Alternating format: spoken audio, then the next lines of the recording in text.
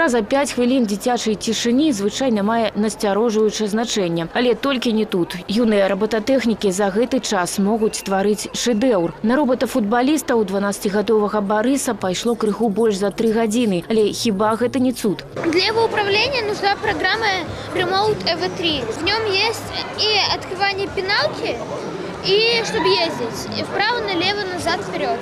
У него очень быстрая скорость. Пинать он умеет далеко, так что если ты куда подъедешь примерно в 30 сантиметрах от ворот, можно забить.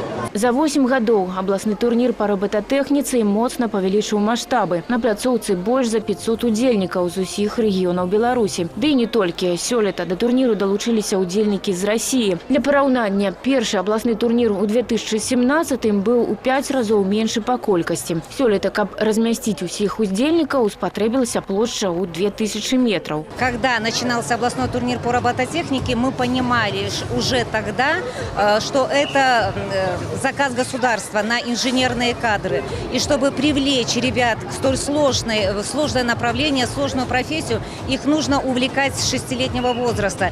А робототехника – это то направление, которое дает смежные компетенции и привлекает в инженерию. Спаборніцтвы ідуць па 23 кампетэнцыях. Гэта і тэхналогіі беспілотных летальных апаратаў, мабільная роботатэхніка, лего-мадэліраванне, робафутбол. У рамках турніра адбываецца яшчэ адзін абласны конкурс творчых праектаў «Робата-Атріум». Гэта роботатэхніка больш высокага ўзроўню, складаная праектная дзейнасць. Трэба зрабіць свайго робота і яго прадставіць. На пляцоўцы турніру роботы гуляюць, лётаюць і выконваюць складаныя канфігурацыі. Могуць і дапамагчы па хаце. Юны вынаходнік Леонид Раінскі прадстаўляе дэбютны праект «Памочнік для таты». Хлопчык праверыў, знайсці, да прыкладу, страшныя шкарпэткі пад канапай робот зможа без праблем. Вот манипулятор.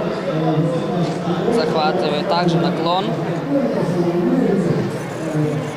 Вперед-назад ездит. Создан для исследования жилых помещений и труднодоступных мест.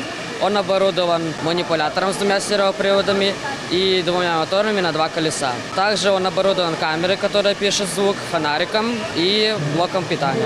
Тут гавораць, для удзельнікаў турніру галоўнае ўдзел, але прызы і ўзнагароды таксама будуць. Запланавана 137 прызавых намінацый. Па выніках абласнога этапа лепшае прадоўжыць спаборніцтва на рэспубліканскім. У канцы красавіка каманда Гомельскай вобласці адправіцца ў нацыянальны дзіцячы тэхнапарк абараняць гонар Гомельшчыны.